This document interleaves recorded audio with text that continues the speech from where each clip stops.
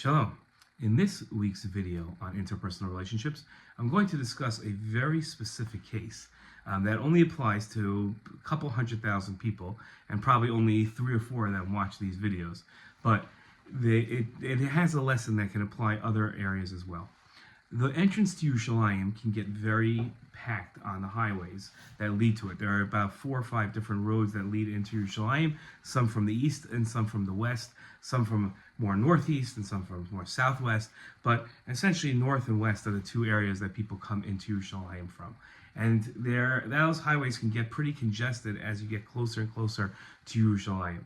And what begins to happen is that people become very territorial over their spot in line to get into Yerushalayim. Usually you have to go through a checkpoint or through a traffic area to be able to go through, and people try to edge into a different lane or get through, and the lanes become more, it goes from 5 lanes to 4 lanes, and the congestion builds up. And some people try to edge in, and then what you begin to have is this war over that spot on the highway. I'm going to offer something revolutionary, but something to consider. If you are driving into Yerushalayim and you have the opportunity to let somebody in or block them out, let them in.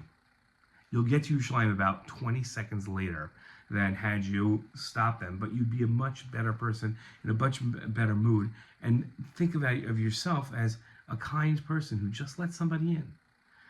You'll be in a better mood, you'll be calmer, you'll be more peaceful. That person will be calmer, that person will be grateful, hopefully, and it'll make Yerushalayim just a much better place. Now, obviously, I'm bringing this lesson for Yerushalayim, but really it can apply to many, many different areas and scenarios in our life of letting somebody come in first.